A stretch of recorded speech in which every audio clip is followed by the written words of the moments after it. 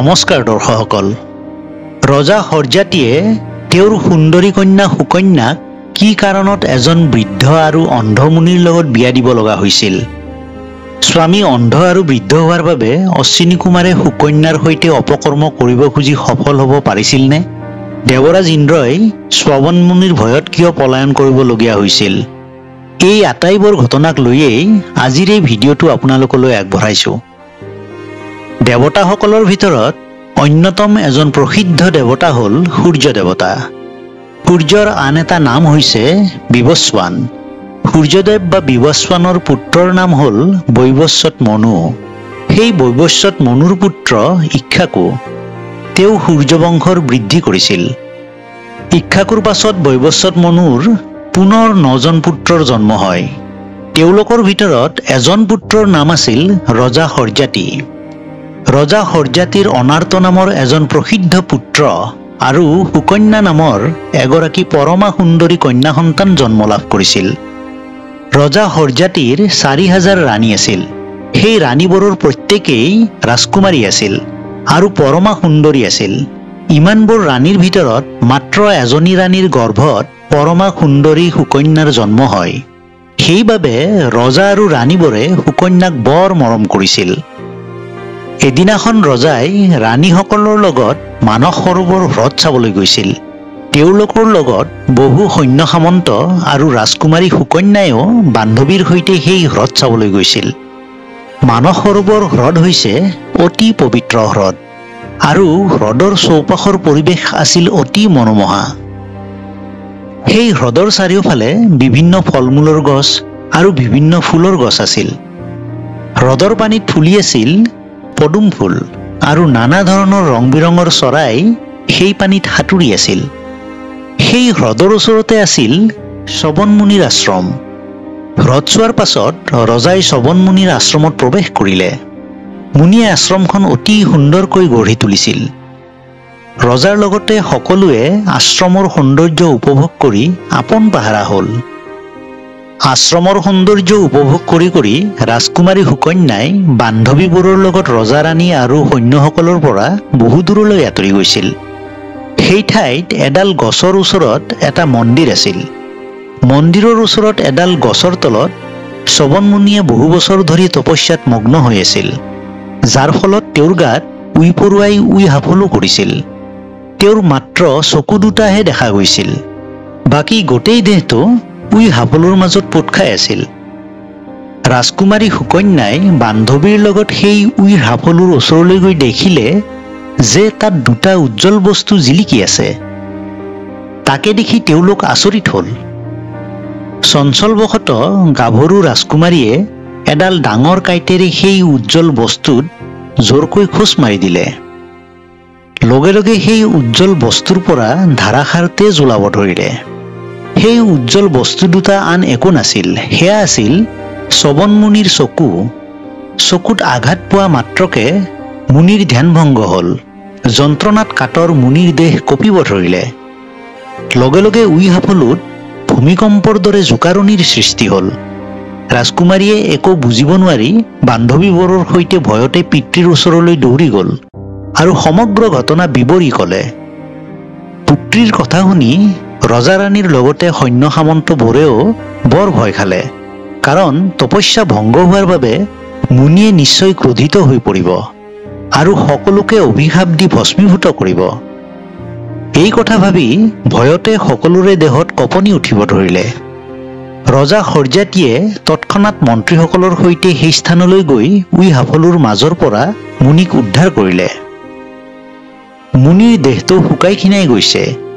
চকু দুটিও কাঁইটৰ আঘাতত নষ্ট হ'ল। ৰজাই নিজৰ পৰিচয় দিলে আৰু মুনিৰ ভৰিত ধৰি নিজৰ কন্যাৰ ভুলৰ বাবে ক্ষমা বিচাৰিলে। ৰাজকন্যা সুকন্যায়ো মুনিৰ চৰণত ধৰি ক'লে, হে প্ৰভু, মই নাজানি ঘোৰ অন্যায় কৰিলোঁ, আপুনি মোক ক্ষমা কৰক।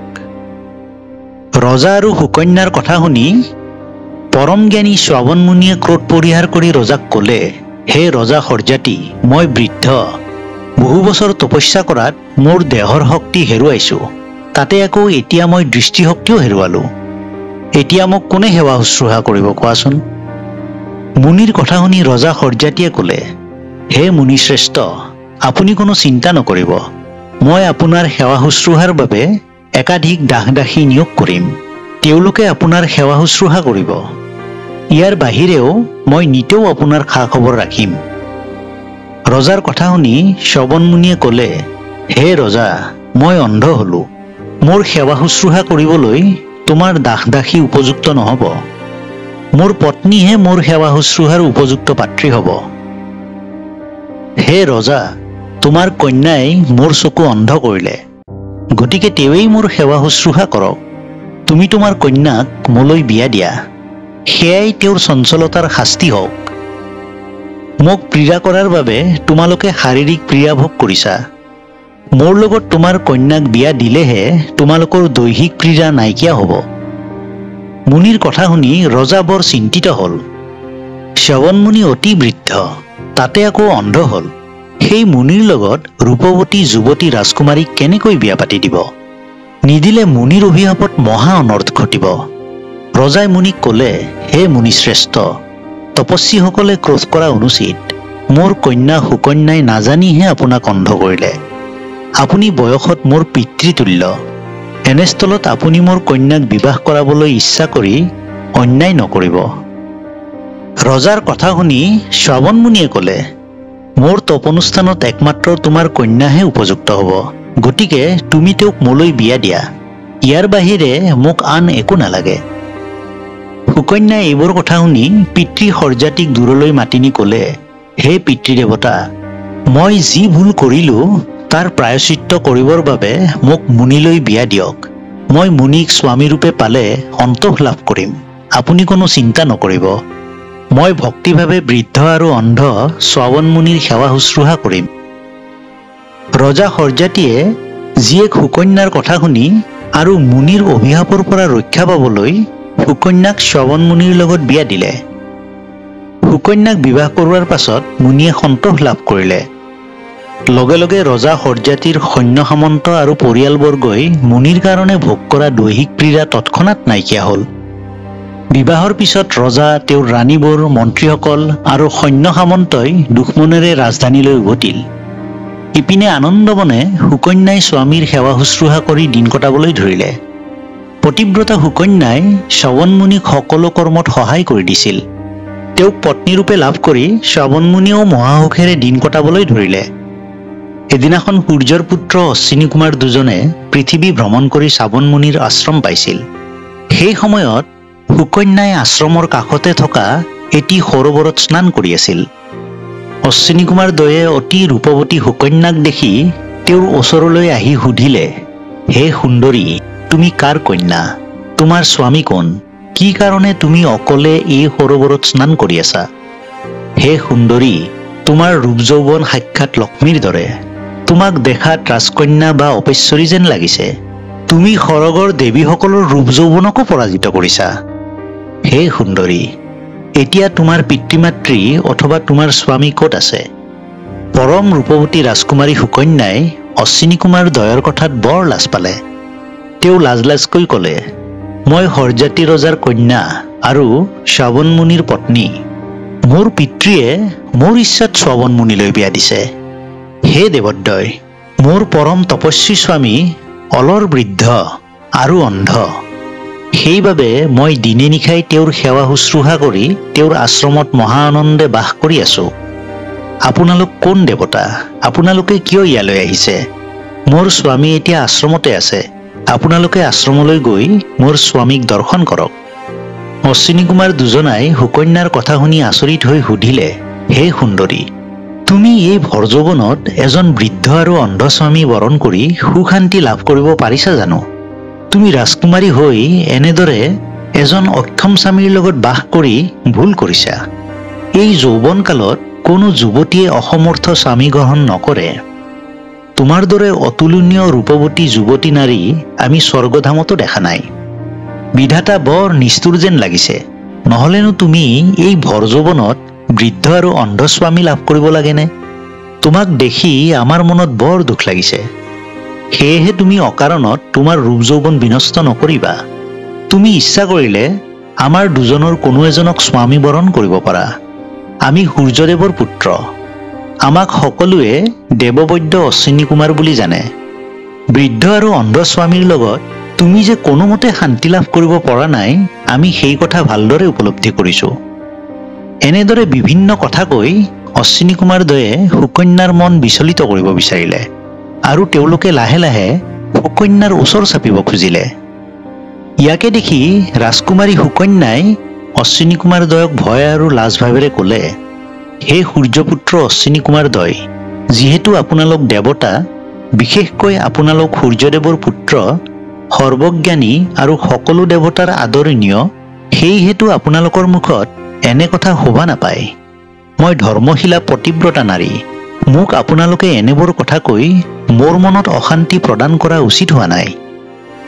মোক বিধিসন্মতভাৱে মোৰ পিতৃয়ে মুনিৰ লগত মোৰ ইচ্ছাত বিবাহ দিছে। মই মোৰ পতিক ধৰ্মমতে সেৱা শুশ্ৰূষা কৰি আছোঁ। এনেস্থলত আপোনালোকে সূৰ্যদেৱৰ জ্ঞানী পুত্ৰ হৈ এনে অধৰ্ম বাক্য প্ৰয়োগ কৰি মোৰ মনত দুখ নিদিব।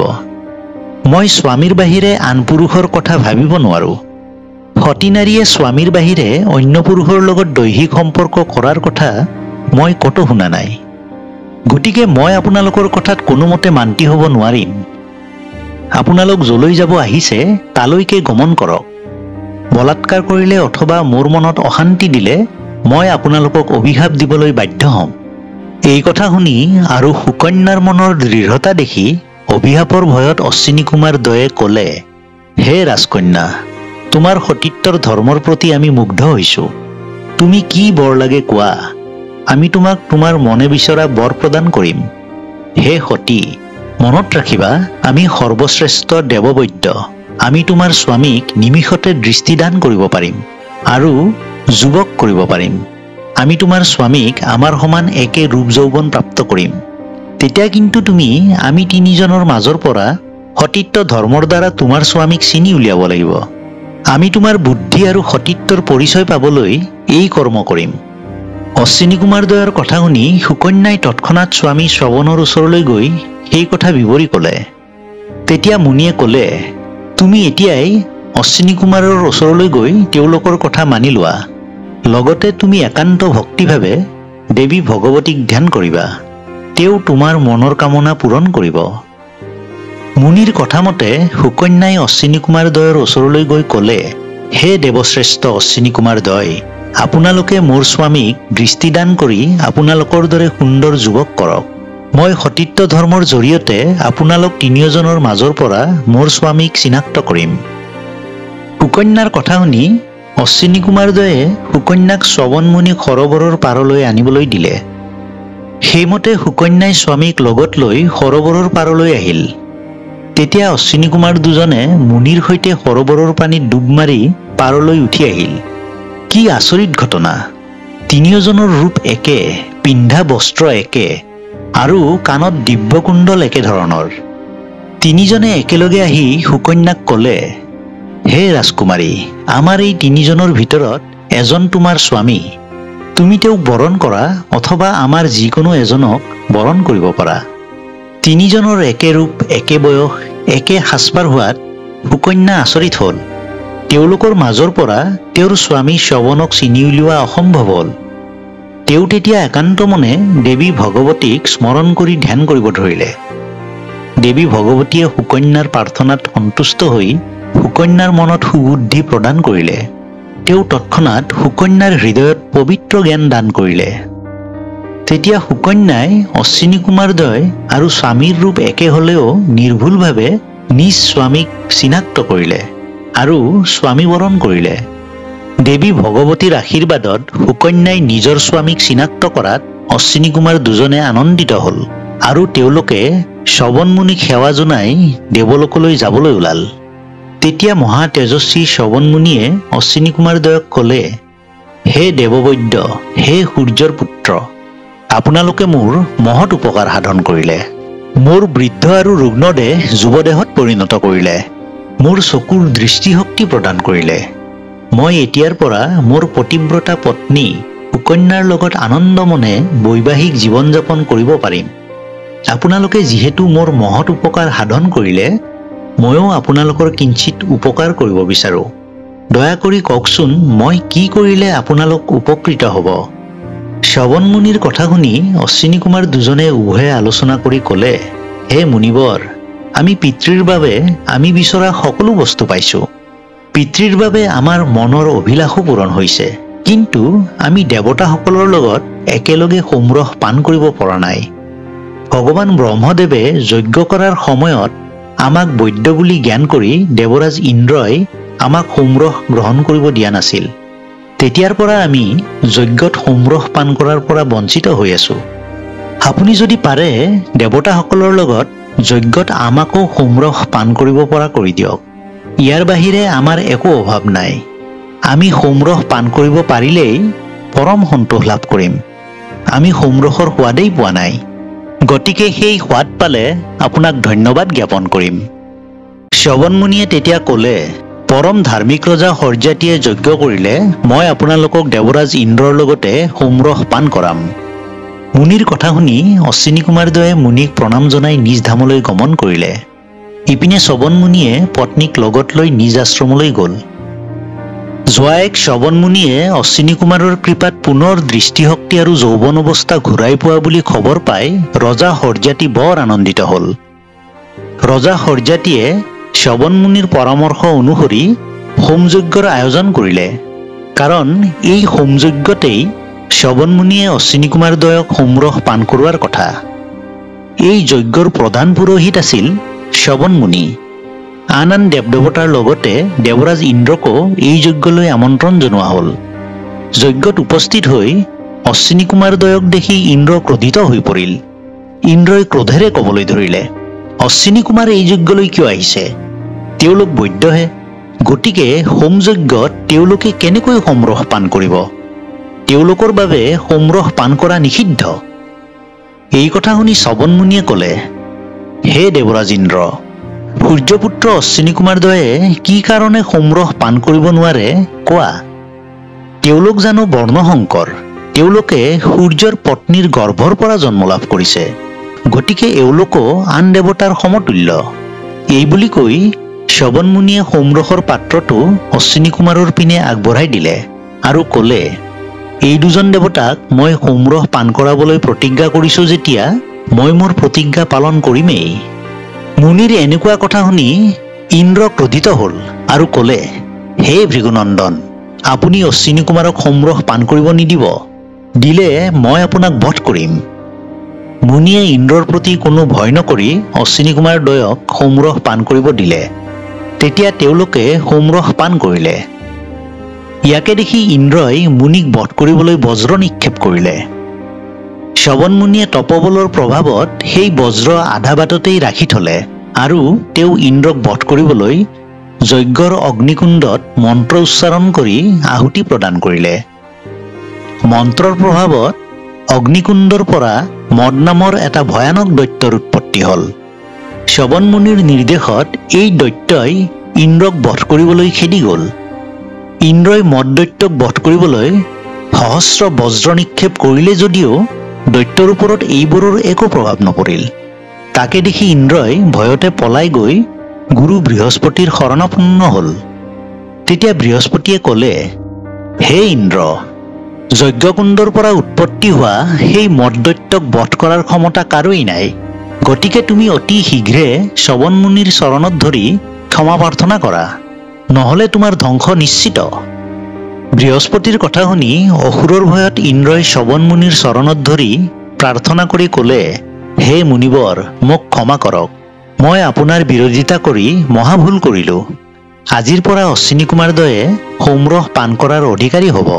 গতিকে হে মুনিবৰ, মোক ক্ষমা কৰি মদ নামৰ অসুৰক শান্ত কৰি দেৱতা আৰু মানৱ জাতিৰ কল্যাণ সাধন কৰক। ইন্দ্ৰৰ প্ৰাৰ্থনাত প্ৰসন্ন হৈ মহাজ্ঞানী শ্ৰৱণ মুনিয়ে ইন্দ্ৰক ক্ষমা প্ৰদান কৰিলে। তেওঁ মদ নামৰ সেই অসুৰক 4 ভাগত বিভক্ত কৰি বেশ্যালয়, সুৰাপায়ী, জুৱাৰী আৰু মৃগয়াত বাস কৰিব দিলে। তাৰ পাছত তেওঁ বিধিসন্মতভাৱে যজ্ঞ সমাপন কৰিলে।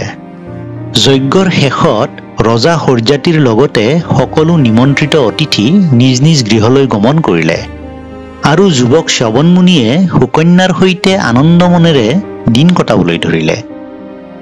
দৰ্শকসকল আজিৰ এই ভিডিঅ'টো আপোনালোকৰ কেনেকুৱা লাগিল ভিডিঅ'টোৰ কমেন্ট বক্সত কমেন্ট কৰিবলৈ নাপাহৰিব আৰু যদিহে ভিডিঅ'টো আপোনালোকে ভাল পালে ওচৰতে থকা লাইক বাটনটো প্ৰেছ কৰি দিব আৰু এতিয়ালৈকে যদি মোৰ এই চেনেলটো সাবস্ক্ৰাইব কৰা নাই চেনেলটো সাবস্ক্ৰাইব কৰি ল'ব আৰু ওচৰত যিটো বেল আইকন আছে বেল আইকনটো প্ৰেছ কৰি ৰাখি দিব তেতিয়া হলে আগলৈ আহিবলগীয়া এনেকুৱা ধৰণৰ ভিডিঅ'সমূহৰ আপডেট আপোনালোকে পাই থাকিব গতিকে দৰ্শকসকল আজিৰ ভিডিঅ'টো এইখিনিতে শেষ কৰিছো ধন্যবাদ